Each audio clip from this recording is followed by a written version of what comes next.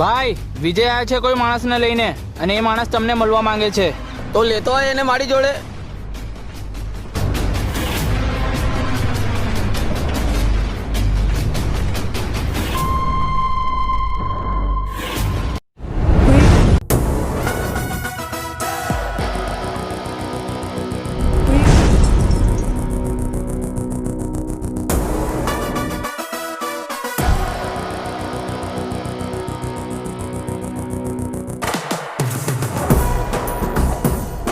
ભાઈ આ માણસ તમને મળવા માંગે છે. અરે સાલા ડફોડ માણસ, મેં તને ના નથી પાડી કે આવા એરા ગેડા માણસોને લઈને અહીંયા નહીં આવવાનું? પણ ભાઈ આ આપણી સાથે કામ કરવા માંગે છે. એ મેં તને ના નથી પાડી કે આવા અંજાન માણસોને લઈને અડ્ડા ઉપર નહીં આવવાનું? અરે ભાઈ, એક વખત કામ કરવાનો તો મોકો આપો. પણ હું તારા ઉપર કઈ રીતે ભરોસો કરી શકું? 5 મે 2019 ના દિવસે તમે એક પ્રતાપ નામના ગેંગસ્ટરને સીધી માથા ઉપર ગોળી મારીને ઉડાવી દીધો હતો. 1 જુલાઈ 2022 ના રોજ તમે એક પોલીસ કબરીને જીવતો દાટી દીધો હતો. તમે કદાચ મને નહીં માનતા હોય ભાઈ, પણ હું ઘણા સમયથી તમારી ગેંગમાં કામ કરવા માંગુ છું અને તમારો બહુ મોટો ફેન છું. વાહ, બહુ બધી જાણકારી છે તને મારા વિશે. તો ચાલ આજે આ તારું સપનું પૂરું કરી દઉં, મારી ગેંગમાં કામ કરવાનું. રવિ, આને 2 પેટી માલ આપ અને જણાવી દે કે માલ ક્યાં અને ક્યારે ડિલિવર કરવાનો છે. ઠીક છે ભાઈ.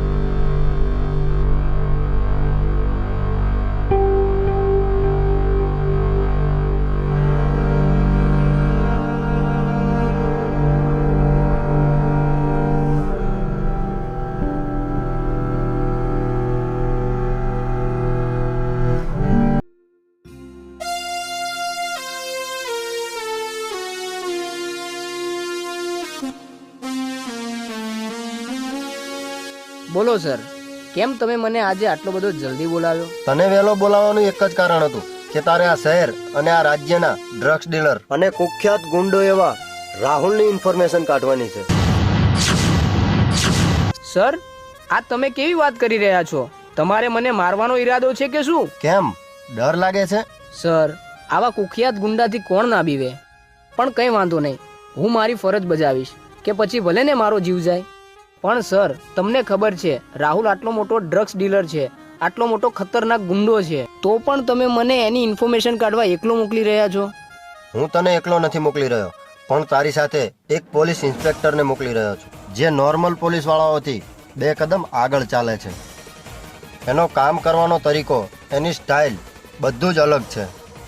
કદાચ એને તારી પહેલા આ કામ ચાલુ કરી દીધું હશે.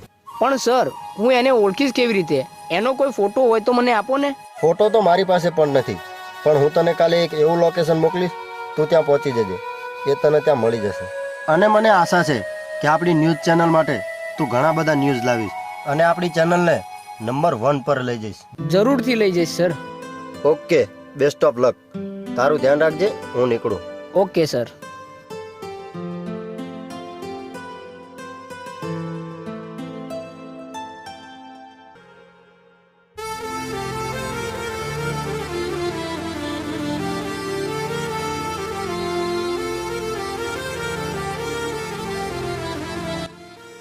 ભાઈ, આગળ સુધી મને લિફ્ટ આપશો તો મારી થોડીક હેલ્પ થઈ જશે.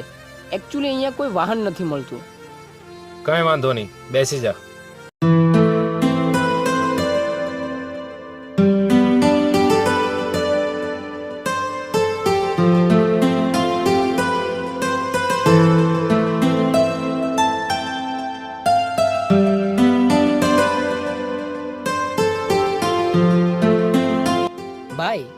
કામ કરો છો?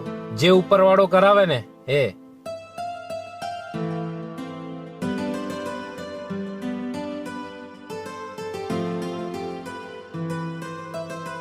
બસ બસ ભાઈ, અહીંયા ઉતારી દો.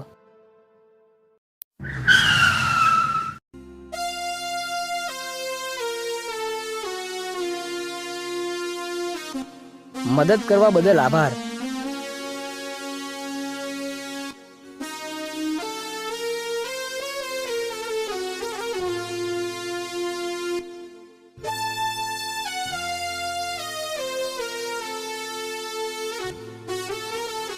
સરે કીધું હતું એ લોકેશન પર તો પહોંચી ગયો, પણ પેલો પોલીસ વાળો ક્યાં હશે?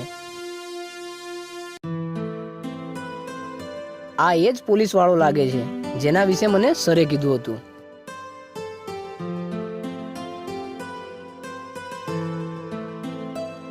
હેલો ઇન્સ્પેક્ટર ઋષિ, આઈ એમ અ ગનુ, સ્ટોરી સ્ટાર ન્યૂઝ રિપોર્ટર. અને મને વિકી સરે મોકલ્યો છે ડ્રગ્સ ડીલર રાહુલ મિશનમાં. હું પણ તમારી સાથે છું. પણ આના વિશે તો મને કાંઈ ખબર નથી.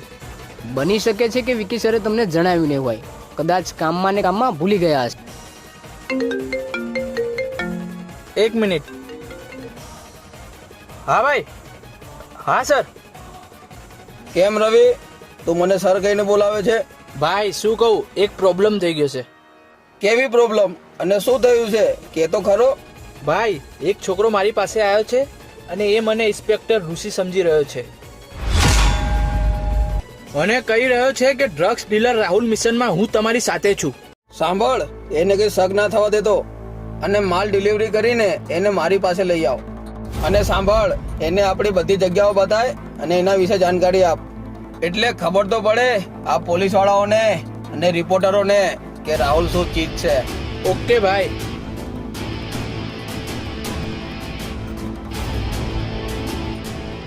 ચલ હું તને રાહુલનું રજવાડું બતાવું.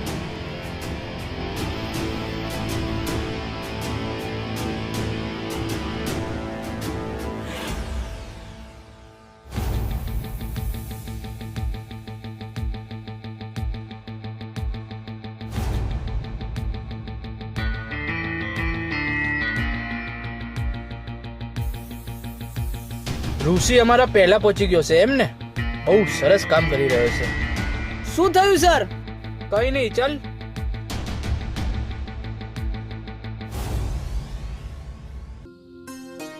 આ છે રાહુલની પહેલી જગ્યા અને આ જગ્યા મેન છે. રાહુલ બીજા રાજ્યમાંથી ડ્રગ્સ મંગાવીને અહીંયા સંતાડે છે. તું આનો ફોટો અને વિડીયો લે, તારી ચેનલ માટે કામ આવશે. અને હું અંદર જઈને આવું. Okay sir.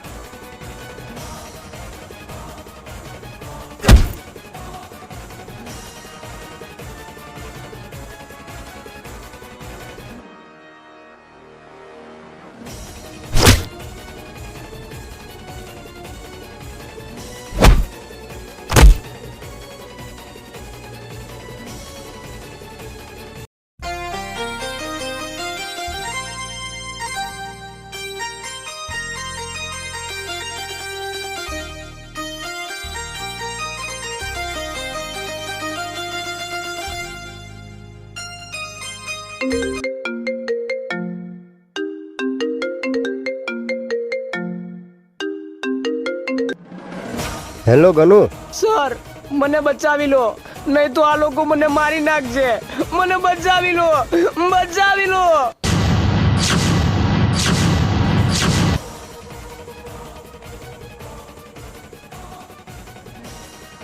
કેમ રિપોર્ટર, તે શું ધાર્યું તું કે આ લલ્લુ પંજુને મોકલીને તું મારા કાલા કારનામાં જાણી લઈશ? એ એટલું આસાન નથી. અને જો તું મરદનો દીકરો હોય તો આવીને બચાવી લે આને, નહીં તો આની લાશ જંગલમાં પડેલી મળશે.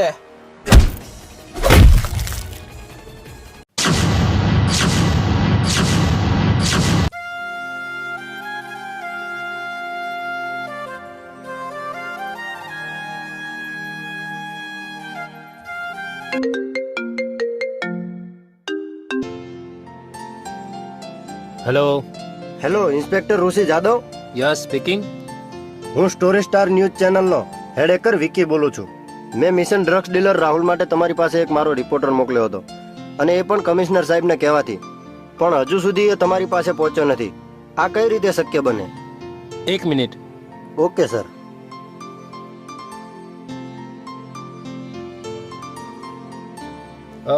મારી પાસે કમિશનર સાહેબનો મેસેજ તો આવેલો છે, પણ હું મેસેજ જોવાનું ભૂલી ગયો હતો. પણ તમે ચિંતા ના કરો, હું તમારા રિપોર્ટરને કંઈ નહીં થવા દઉં, મારી ગેરંટી છે. સર, મેં તમારા કામ કરવાના તરીકા વિશે બહુ સાંભળ્યું છે, તો પ્લીઝ સર, આ મિશનને પણ સારી રીતે પતાવજો અને મને એક એક પલની ખબર આપતા રહેજો. ઓકે, અને તમારા રિપોર્ટરનો ફોટો મને સેન્ડ કરી દેજો ને. જી સર.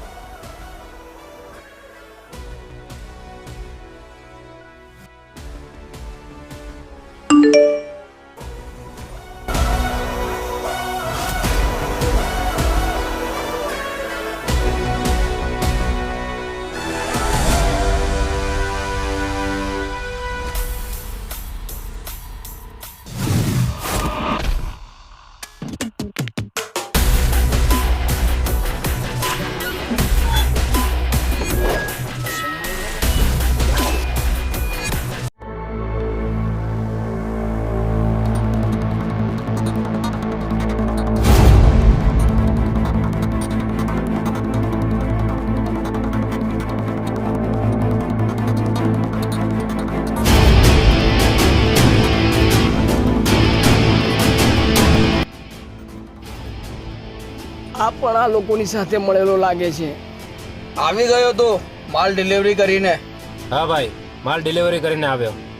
અને આ માણસ કોણ છે? ભાઈ, આ પોલીસ વાળાનો માણસ છે અને રાહુલભાઈને પકડવા આવ્યો હતો. અને તને ખબર છે કે પોલીસ વાળો કોણ છે? કોણ છે ભાઈ? ઋષિ જાદવ.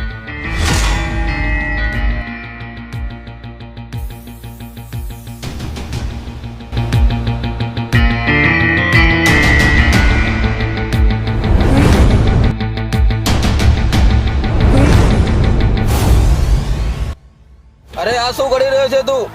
ગાંડો તો નથી થઈ ગયો ને?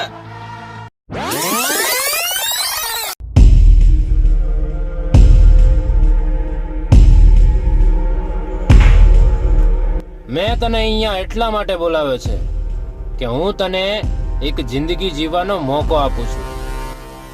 તારી પાસે 2 ઓપ્શન છે. કાં તો તું સરકારી ગવાહ બની જા, કાં તો તું મારો સાથી બનીને મને સાથ આપ. નહીં તો આજે નહીં તો કાલે હું મારા હાથે જ તારું એન્કાઉન્ટર કરી નાખીશ. ના ના સર, તમે જેમ કહેશો એમ હું કરીશ. શાબાશ, મને તારી પાસે આ જ આશા હતી. ચાલ હવે નીકળ અહીંયાથી.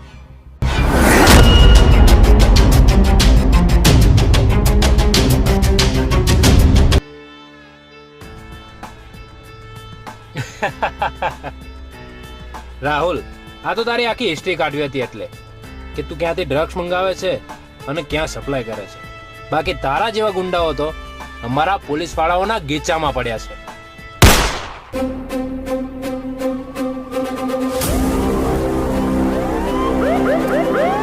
जहाँ गुंडागर्दी होगी वहाँ ये पुलिस वाला भी होगा.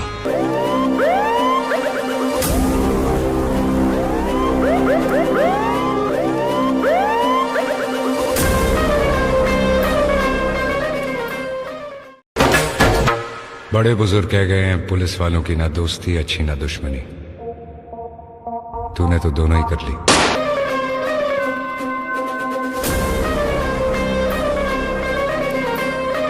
સર, હવે તો હું સરકારી ગવાહ બની જઈશ ને.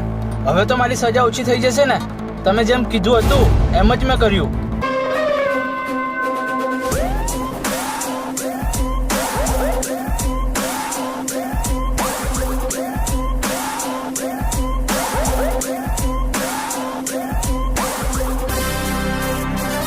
ગવાહી તો તારે આપવી જ પડશે, પણ અહીંયા નહીં, ઉપર જઈને.